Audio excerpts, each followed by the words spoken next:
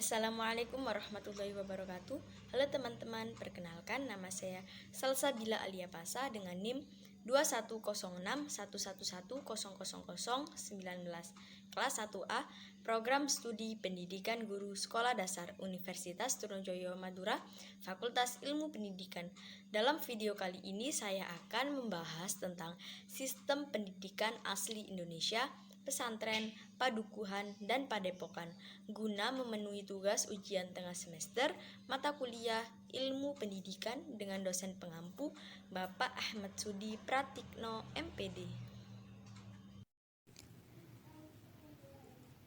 Pondok pesantren merupakan salah satu lembaga pendidikan tradisional berbasis Islam yang mempelajari ilmu-ilmu agama Islam sebagai kajian utamanya dan menerapkannya sebagai amal keseharian.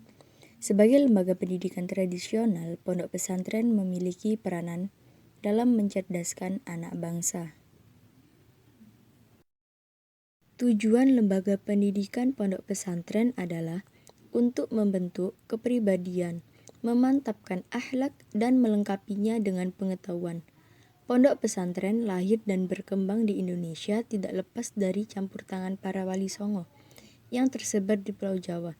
Wali songo dipandang sebagai guru-gurunya tradisi pesantren di tanah Jawa. Pada awal perkembangannya, pondok pesantren hanya mendalami ilmu-ilmu agama seperti Al-Quran, tasawuf, tauhid, fikih, dan seiring perkembangannya zaman, pondok pesantren melakukan inovasi, baik dari segi infrastruktur maupun kurikulumnya. Pondok pesantren tidak hanya memberikan pembekalan pendidikan agama, tetapi juga memberikan mata pelajaran tambahan, seperti pramuka atau pencaksilat. Istilah pondok pesantren berasal dari bahasa Arab, funduk, yang berarti asrama atau tempat tinggal santri. Istilah pondok biasa dikenal di daerah Madura, sedangkan di daerah Jawa istilah pondok dikenal dengan pesantren. Secara istilah, pesantren berasal dari kata santri, mendapat awalan pe dan akhiran an yang berarti tempat tinggal para sastra. Komponen-komponen pesantren. Yang pertama ada kiai, kedua santri, ketiga pondok, keempat pengajaran kitab Islam klasik. Yang pertama, kiai. Kiai merupakan guru atau pendidik utama dalam pesantren. Disebut demikian karena kiai yang bertugas memberikan bimbingan, pengarahan, dan pendidikan kepada para santri. Kiai yang menjadi figur ideal dalam proses pengembangan diri, meskipun pada umumnya kiai juga memiliki beberapa orang asisten atau yang lebih dikenal ustadz. Kiai secara umum adalah pendiri dan pimpinan pesantren. Yang kedua, santri. Santri adalah peserta didik yang belajar atau menuntut ilmu di pondok pesantren. Santri dapat dibedakan menjadi dua, yakni santri mukim dan santri kalong. Santri mukim yaitu santri yang berdatangan dari tempat-tempat yang jauh yang tidak memungkinkan dia untuk pulang ke rumahnya. Maka dia mondok atau tinggal di pesantren. Sebagai santri mukim, mereka memiliki kewajiban tertentu. Santri kalong. Santri kalong yaitu siswa atau siswi yang berasal dari daerah sekitar yang memungkinkan mereka pulang ke tempat kediaman masing-masing. Santri kalong ini mengikuti pelajaran dengan cara pulang pergi atau rumahnya yang dekat dengan pesantren. Di dunia pesantren, biasa saja dilakukan seorang santri pindah dari satu pesantren ke pesantren lain. Setelah seorang santri merasa sudah cukup lama di satu pesantren, maka dia pindah ke pesantren lainnya. Biasanya kepindahan itu untuk menambah dan mendalami suatu ilmu yang menjadi keahlian dari seorang kiai yang didatangi itu. Yang ketiga yaitu pondok. Pondok dikenal juga asrama tempat di mana para santri beristirahat. Pengajaran kitab Islam klasik. Salah satu ciri khas yang dimiliki pesantren adalah sumber yang diambil dari kitab-kitab kuning klasik yang ditulis oleh ulama salaf seperti yang bersumber dari Imam Syafi'i. Tipe-tipe pondok pesantren. Pondok pesantren dapat digolongkan ke dalam 4 tipe, yaitu yang pertama, pesantren yang menyelenggarakan pendidikan formal dengan menerapkan kurikulum nasional, baik yang sekolah keagamaan atau MI, MTS, MA, dan PT Agama Islam. Juga ada sekolah umum, SD, SMP, SMU, seperti pesantren Tebu Ireng di Jombang. Yang kedua, pesantren yang menyelenggarakan pendidikan keagamaan dalam bentuk madrasah meski tidak menerapkan kurikulum nasional seperti pesantren Gontor Ponorogo dan Darul Rahman, Jakarta. Ketiga, pesantren yang hanya mengajarkan ilmu-ilmu agama dalam bentuk madrasah diniyah atau MD seperti pesantren Lirboyo Kediri. Yang keempat yaitu pesantren hanya menjadi tempat pengajian. Sistem pendidikan pondok pesantren dalam melaksanakan proses pendidikan pada umumnya menggunakan sistem pendidikan yang bersifat tradisional dan juga menggunakan sistem pendidikan modern. Sistem pendidikan tradisional adalah sistem dari pola pengajaran yang sederhana dalam mengkaji kitab-kitab agama. Kitab-kitab ini disebut kitab kuning. Metode yang digunakan dalam sistem pendidikan tradisional yaitu metode sorogan, metode wetonan atau bandongan, metode muhawaroh, dan metode majelis ta'lim. Yang pertama, metode sorogan adalah pengajaran yang bersifat individual, santri satu persatu datang menghadap kiai dengan membawa kitab tertentu. Yang kedua, metode wetonan atau bandongan merupakan metode yang paling utama dalam sistem pengajaran di pesantren. Yang ketiga, metode muhawaroh. Metode muhawaroh merupakan latihan bercakap-cakap dalam bahasa Arab yang diwajibkan bagi semua santri selama tinggal di pesantren. Yang keempat, metode mudzakarah. Metode mudzakarah adalah suatu pertemuan ilmiah yang memiliki secara spesifik membahas masalah diniyah seperti ibadah dan akidah. Yang terakhir, metode majelis ta'lim.